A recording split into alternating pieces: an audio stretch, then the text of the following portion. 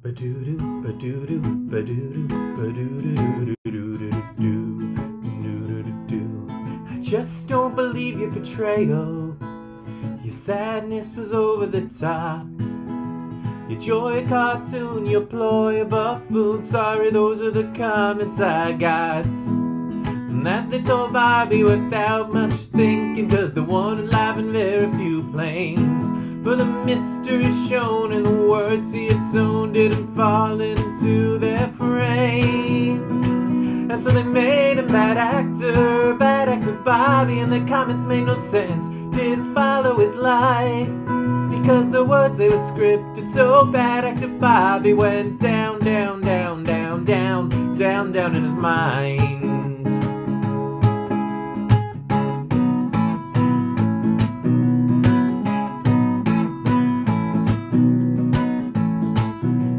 Sat down for some old award show, and the average folks' thoughts ran ablaze.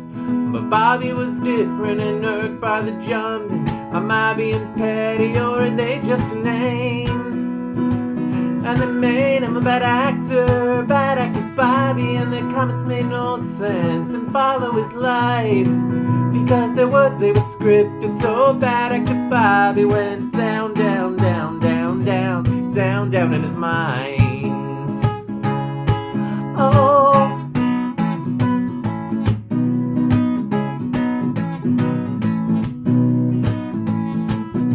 believe in yourself and just speak from your soul. That's wisdom that seems to never go old. But Bob saw his difference, and when they heard him cry,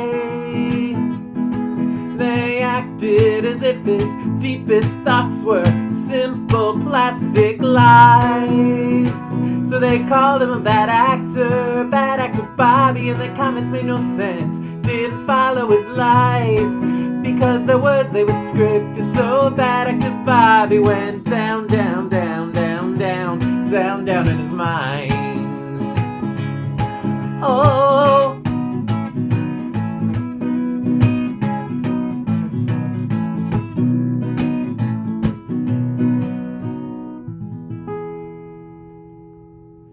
that was a song I wrote a while ago. It's called Bad Actor Bobby.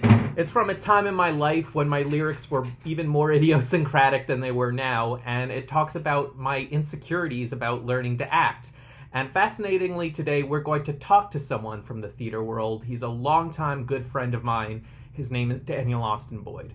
So this is the second time on the show I'm having a guest who's not a singer-songwriter. And as much as I see this program about promoting my fellow musicians or fellow singer-songwriters, I'm just more generally interested in this idea of what it means to commit to being an artist. And just like my fellow non-singer-songwriter friend Sean Dowie, who I had on this show a couple months ago, Daniel is someone who, at least at this point in life, has made the leap into making the arts his career. He does a lot of stage managing, and he does some directing. He looks for work from show to show. And I guess what's fascinating is that this hobby has really developed for him over the course of the time I knew him. And you're going to see in this interview, he has a lot of strong opinions on theater. He's great at always having an answer to the questions. So I hope you're going to enjoy this, whether you are a theater person or you're just generally interested in the artistic realm. I think Daniel has a lot to teach and should inspire a lot more avenues of learning. Here's Daniel. Well, I'm joined by Daniel Austin Boyd. Daniel is someone who jumps from stage managing job to stage managing job. I think that would be the best way to put it. I wonder if you could start at the beginning of your theatrical journey. Does it start with the audition I'm thinking of in 11th grade? Is it earlier? How would you put it? So I've been involved in theater since high school with Zach. So we had some great shows in high school. We had one, I think I remember, it was Seven Deadly Sins, the docudrama. Pretty awesome. So I was involved in theater for a while, but I wasn't trying to do it as a career. I was looking at other things. The first time I really thought about potentially doing it as a career, I think, was when I was in college, and I ended up stage managing a show. It was a musical, Chicago, and the stage manager who was not me and was hired originally, uh, quit about a third of the way through, and they needed a new stage manager. And I had signed up to do props kind of as a side thing, and basically nobody else wanted to do it. So I was able to step in, and I kind of really saw how things work in theater for the first time from kind of the backstage side, from the side of kind of making things happen and organizing things, um, as opposed to being an actor on the stage. And I just absolutely love that side of it. And it felt like something that I could do as a career. So since then, I've been doing lots of stage managing, I've been doing directing, and just trying to do as much theater stuff on the production side as I can. Right. So what specifically changed your mind about stage managing? What made it feel not just like volunteering and helping the actors do their fun thing, and made it feel like something that's worth doing in its own right? Um, I think part of it is just having a kind of what's the word, like I just really like doing logistics, and I like organizing things, and I like arranging things.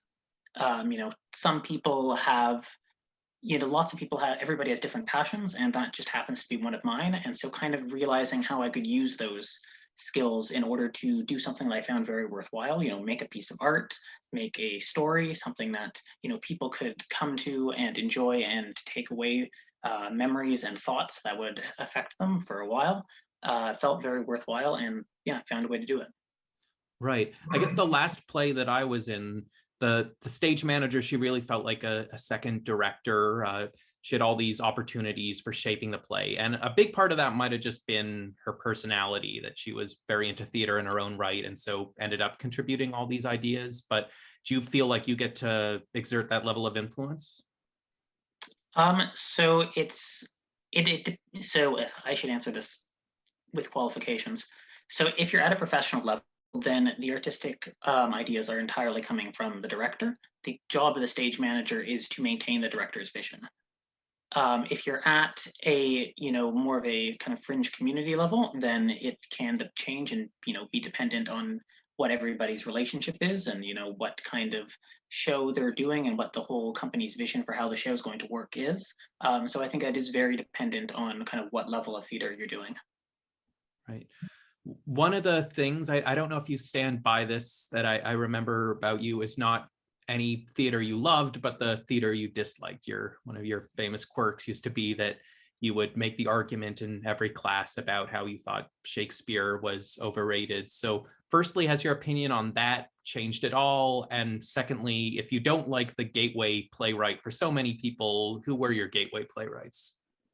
I think my opinion on that has changed a bit. So I think the biggest issue I have with teaching Shakespeare in schools is that there's a lot of focus on it. Like, I think too much focus on it without really having context.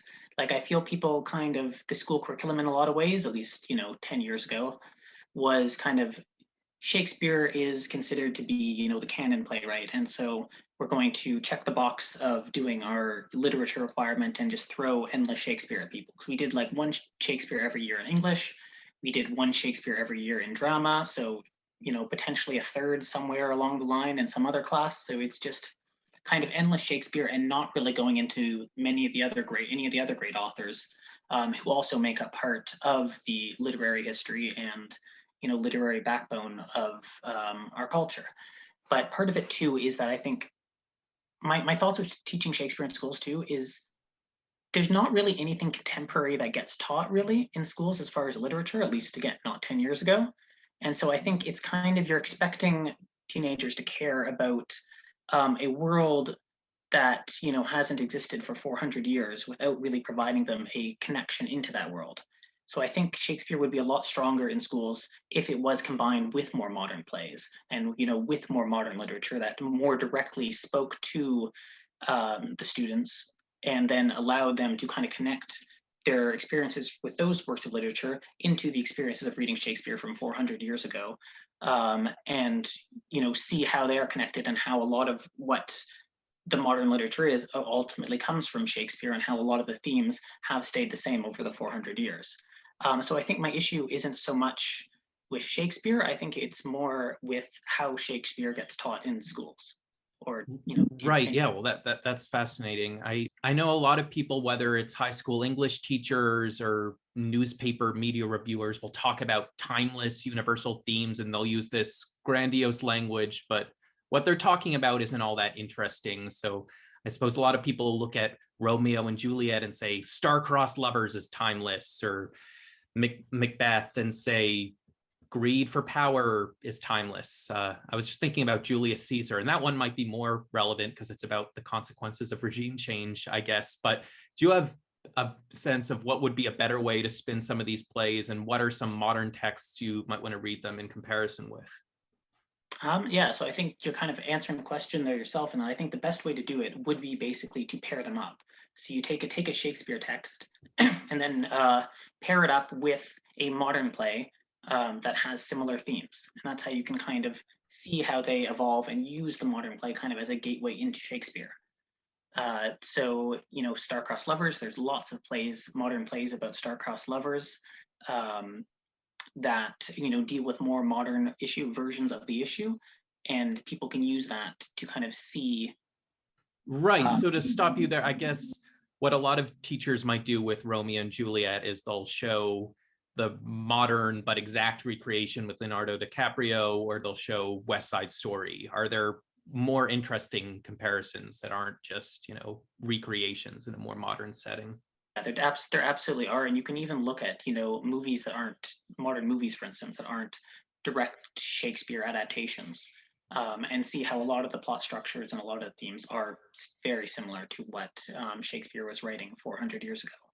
The other thing I always think too that people should do with Shakespeare is um, show other plays from the time period, because I think that also helps put Shakespeare kind of in a context where he's not just some lone playwright, single-handedly creating English theater. He was working in his own culture and in his own time period, and I think kind of reading some other plays like say Ben Jonson's The Alchemist or Volpone, for example, are two great ones from that time period, kind of shows um, what Shakespeare was working with and where a lot of his ideas also came from and how that culture lived. And understanding that culture is the way to appreciating Shakespeare more, because then you understand, what he's talking about. Right. So I guess you mentioned a few here. Could you give a few quick pitches for some of your favorite plays? I guess both of the Elizabethan era and some that are more contemporary. Sure. So my favorite play from the Elizabethan era is Ben Jonson's The Alchemist. It is a fantastic play. I've been thinking it would be a good play to do post-COVID because it takes place during a plague. The basic plot is that so it's the plague. Everybody has left London who can afford to leave London, and we have an empty house, a big empty like rich house, and a bunch of con artists move into the house and use it to run a series of like supernatural schemes. So one of them is the titular alchemist. They're convincing somebody they can turn lead into gold. There's another one where there's like having a fairy based scheme. There's like kind of a feng shui based scheme. Um, there's one where they're literally just teaching somebody like how to swear better. So there's a whole bunch of different schemes, but they're all having different characters for each of these schemes. So of course, people start coming back at odd times, and they have to jump between all their different characters to keep all their schemes running. And it's just a fantastic, fantastic kind of con man crime comedy story. Right. And those characterizations sound so specific. Like, I guess when I think of Shakespeare characters, I think of fairly simple archetypes, lover, strong man, ambitious man, or whatever. Those sound like a lot more quirky characters, and it would be interesting to read them in that old language. Do you have a favorite modern play? Favorite modern play? I'm going to say I really like Never Swim Alone by Daniel McIver, who is a Canadian playwright. Um, yeah, it's just a really, really good. It's both very meaningful and it's very creative. So it's a play kind of set in a surrealist world, um, where these two people are kind of trapped in this kind of endless competition that they can't escape. And the kind of hook of the play is they also speak in unison for roughly half their lines. Which if you see it done like with two people who are really good, which I was lucky enough to see, um, really good at speaking in unison, it's absolutely incredible. Right. I suppose one of the challenges with getting into theater, either as a fan or as a participant, right, is there need to be these shows. It's not just like movies where you can just start watching them at home, or art where you can just start drawing with a pencil. For people who are looking to develop more relationship, would you recommend just reading plays, or does that take out too much of the experience? I mean, you definitely can read plays, and it's definitely very enjoyable to read plays. But the biggest thing, plays are meant to be performed and they're meant to be seen in person. And I think what the advantage plays have over movies or, books or some other form of media is that they are, live and in person, and you have a real person in front of you. Because, humans have evolved, to naturally connect with other humans, right? That's just part of our evolution. And so I think that, when you see, when you're like watching something through a screen or through a page, you lose a bit of that connection just inherently, because your mind knows it's not real. Your mind, very clearly understands that. When you have an actual real live person in front of you, your mind connects with it in a much deeper way, I think, and the kind of plot makes a lot more sense, a lot more relevance to you, and the themes really sink in a lot more because you're very much evolutionarily wired to see, real people doing real things, as being more significant than when you're watching something on a screen. Right. I guess one of the big reasons I wanted to talk to you was that you were someone who briefly after high school did engineering. Then I guess you did geography in undergrad, and then now this is your work. And so we live in a world that says STEM, STEM, STEM, but as far as career goes, willed yourself more and more in the direction of the arts. Do you have any advice for people who want to take that plunge? Were you thinking about it that way along the way? Just what are your thoughts on that? I mean, my thoughts are, it's I always find it's hard to give general advice just because you never know what everybody's individual situation is. I think, people shouldn't be afraid to try to, do what they want to do. It's a risk, of course, but so is so many different things in life. And I think there is a certain tendency to think of, taking certain risks as being bigger than other comparative risks that people take all the time. Um, and so I personally think, if it's something you want to do, absolutely you should do it. Um, but it's hard to say for absolutely everyone because I, don't know their personal situations. Fair enough. I suppose for people who are into the sort of more glamorous directing or acting side of things, do you think it's a good in to try and fall in love with that technical behind the stage kind of things? Because you can maybe flow between one world of theater and the other. Yeah, so I think it depends. You should really examine what aspect of it, um, are you are you really enjoying? Because there's a aspect to, because creating something, I think one of the things that people think of creating something has to be artistic, and I don't think that creating something, necessarily has to be a specifically artistic endeavor. I think, if you're working on the logistics of something, or you're working, kind of on those backstage technical positions, that is also just being just as much part of the creation of something as if you're doing it from the artistic side. And so I think, a lot of people really, there's a lot of people out there who very much like the idea of creating something and putting something out into the world, and making the world a little bit of a better place by making something good, basically.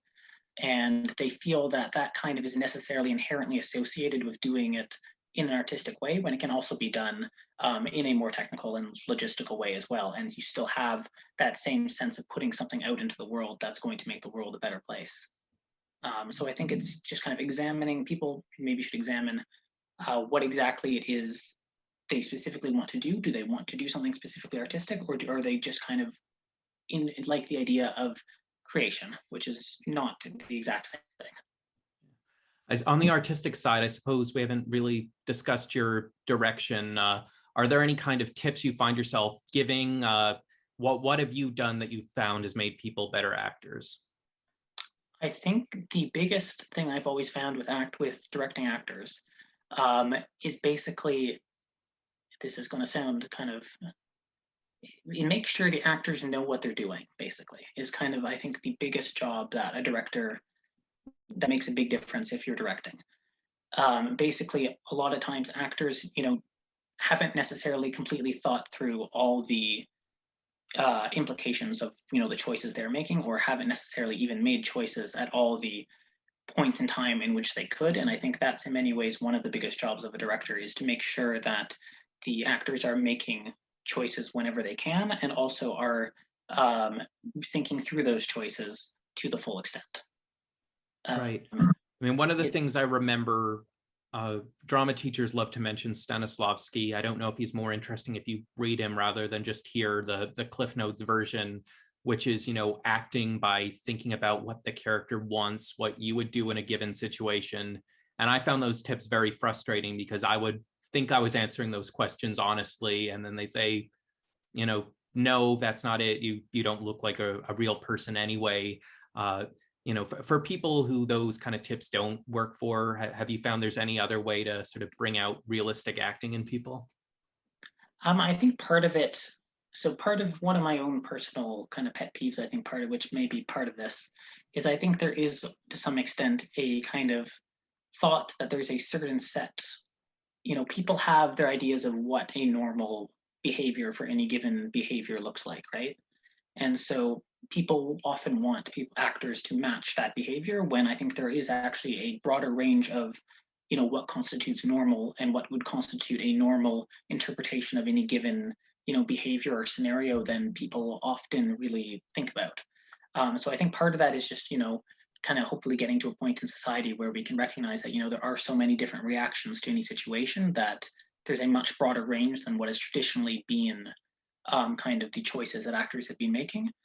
But beyond that too, Stanislavski and is, he's trying to help people find ways to be better actors, but it's a way, right? It's Right. not a gospel, for lack of a better term. It's, if it doesn't work for you, then there are many other systems out there of acting that many people find work better for them.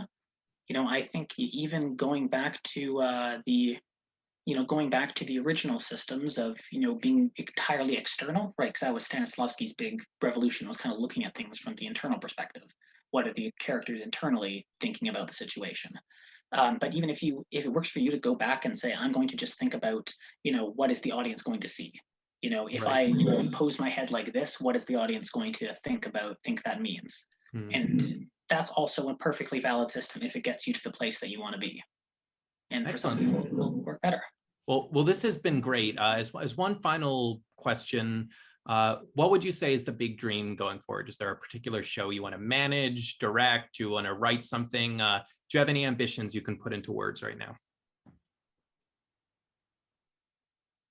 Um, I mean, I think it'd be nice to, manage a theater someday, but that's well off in the future. All right. That's Well, probably the biggest long-term goal. no, sounds amazing. Well, Daniel, thank you for joining me today.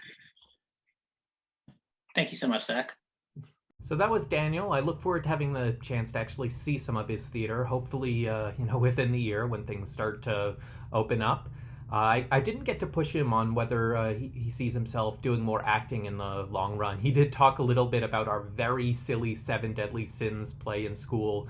A year later, he was a real MVP for me in my one shot at directing a play, which was a sort of mixed experience. I learned that I wanted to direct because I liked having a vision, but I didn't really like the technical side of theater. Daniel obviously has that to his advantage. He really likes the technical side of theater, but also a real MVP as an actor. Back in the day, he was great at playing these sort of awkward, frustrated everyman characters, and I bet he's branched out a whole lot since then. It would be fun to see him playing all kinds of characters, but also fun to see him direct, fun to see the kind of shows he sets up, and just to really bring theater into one's life. You can go onto social media sites and see a million amateur artists, you can see a million amateur singer-songwriters, but theater really has to exist within the world of theater. It's something you have to actively go looking for. You have to go see those plays. And I'm really hoping over the course of my life that I get to see some amazing plays, and that many of them in one way or another will involve Daniel Austin Boyd. Anyway, check out more of these interviews, check out my music on this channel, check out my album reviews. I'm your host, Zach Morgenstern. This is Ludwig von B. See you next time.